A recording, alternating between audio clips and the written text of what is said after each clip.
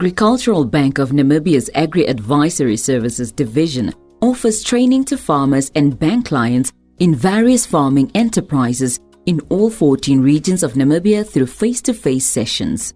The Agri-Learn online platform will share production content on various agriculture farming enterprises to build the knowledge of farmers from all walks of life. Join us as we embark on this virtual journey towards sustainable farming, as we zoom into the basics of crop and horticulture production. Good day, farmers. My name is Henk Saisai, the Technical Advisor for Crops and Poultry within Agribank's Agri-Advisory Services Division. Today, I'm going to talk to you about finance and record keeping. For one to run an agribusiness successfully, you need records. Records are a tool that help you to do evaluation of the performance of your business, plan it, and then manage it. There's an old saying that says, if you can't measure it, you can't manage it. So when it comes to record keeping, it's very vital for every farmer to know that there are two types of records that you need to keep on your farm. The first ones are known as the production records. These records have to do with the day-to-day activities that you as a farmer and your team have to undertake every day to ensure that you reach a specific goal. I'll use an example of poultry farming. If you're involved in poultry production, you need to know that there are certain steps that you need to do on a daily basis for you to be able to receive a product from your chickens. If you are a broiler farmer where you produce chickens that are kept for meat production, you need to know that every day these chickens must have access to food for 24 hours. So you need to come up with a feeding program where you say, every day I feed the chickens at 9 o'clock with 50 grams per chicken. In the evening, I give them 25 grams, and maybe at 10 at night, I also give them 25 grams of food to ensure that each broiler gets 100 grams of food per day. And then apart from that, you need to also know that every day, to ensure that these broilers have access to food, I need to switch on a light in the poultry house at 6 o'clock and keep that light on until 6 in the morning. So these are the day-to-day activities that you are doing to ensure that the broilers, after 42 days, they reach the desired weight of 2.2 kgs, and then you can slaughter them and then sell the meat. Then we move on to the other types of records, which are known as the financial records. These records are normally related to the dealings of the farms in terms of finances. So they tell you what money you have spent to buy inputs and what money you have generated from selling the products. So when you have these type of records, it will help you to come up with very crucial financial statements that are needed by a farmer to evaluate the performance of the business. The first statement that you can produce by using financial records is known as the income statement. The income statement, it looks at the farm's income and expenses at a given period of time. So if you want to evaluate the performance of your businesses from a financial point of view, you look at how much money you have used in the month of September, for example, to buy feed, to buy vaccines, to buy inputs, and all these other things that help you to do your business successfully. And then at the end of the day, for that period of September, after selling the product, how much money did you generate? And then now you look at your total income generated from the selling of the product, and then the expenses you incurred to produce that product. So you subtract the expenses from the income, and then that determines if you have net profit or you have incurred a loss. So that helps you to adjust your performance. If you see that after spending so much money, I was only able to make this amount of money, and when I remove the expenses from the income that I've generated, my financial value is not a positive, it's a minus, so there are certain adjustments I need to make for my business to grow. So the second document that you can generate by using farm records in terms of financial records is the cash flow statement. So this specific document or statement, it looks at how much money goes out of your farming business and for what purpose does that money go out of the farming business. And then it also looks at how much money comes into your farming business in terms of cash inflows. So this type of money coming into the business and money going out of the business, it will determine a spending pattern and income generating pattern for your business. Last but not least, a farmer must always know that running a financial business, which is a farm, requires me to keep an eye on certain outputs or inputs that I'll use in my business for me to remain sustainable.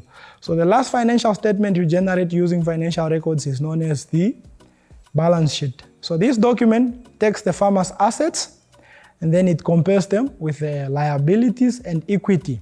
that the farmer has. So by all means, the assets should be more than the liabilities. And then your equity also as a farmer should be more than your liabilities. This tells you that your business is becoming way sustainable and you as a producer are able to reduce your expenses. So if you do that, you will always know that my business is sustained. I'm trying by all means to maximize income by reducing my expenses. So these kind of records, they are very essential. If you realize that somewhere, somehow as a farmer, from the previous year, you wanted to get a certain amount of output in terms of product sold, but because of certain steps you didn't do on time, you can just go back to your records and refer to them and say, okay, I started feeding my chickens a bit late and I wasn't using the right food and I wasn't giving them the right amount of feed. So I need to adjust that in order to ensure that after 42 days, all my broilers should be having an average weight of 2.2 kgs. And then when I slaughter, the meat that I've produced from each chicken should at least give me 1.5 kg to 1.6 kg. And then if I sell it to an outside market, I'm guaranteed that for that product, I should at least get $85 per chicken. So this will help you very much to determine how long you stay in business and how you can adjust your business. When you have these type of records, it even becomes easier for you as a producer to say, if I need to grow my business, I can easily look for financial assistance from institutions like Agribank of Namibia. They will assist me, and if they want me to prove how sustainable my business is, I can always present them with the income statement, the cash flow statement, and the balance sheet of my farm. So records are an essential part of any business, and that also includes all agricultural businesses. When you are generating your balance statement, you need to understand that there are certain things on your farm that you can classify as assets. So for a farmer, an asset, this is something that you own on the business and it's being used to sustain your farming business. For example, if you are a livestock farmer, your livestock becomes the asset that you have. And then now the liabilities, these are the expenses that you incur in order to maintain the livestock. This could be the money you borrow to purchase vaccine for your livestock, the money that you borrow to purchase feed for the animals during a given time period. And then the equity, this is what you as a farmer bring in as the initial investment to start this business. It could be your own vehicle to be used for transporting things. It could be some livestock that you already had, now you want to use it to start a new business. It could be the materials that you use to construct your own chicken house, or it could even be money that you invest as startup capital to help you begin with your business and then you grow it from there. So for you to always have a sustainable business, always remember it's given as an equation, an accounting equation, which says your assets should always at least be equal to your liabilities plus the equity. So the balance sheet statement will make it easier for you to understand that for me to remain sustainable, my assets at all times should have the same value as the money that I owe and what I've invested in the business. So if this one is less than this side, you need to go back to the drawing board and say, based on the records that I have, I need to make adjustments to ensure that my assets at least are equal to what I owe and what I've invested already in the business. And then that way, you will see that the business becomes sustainable.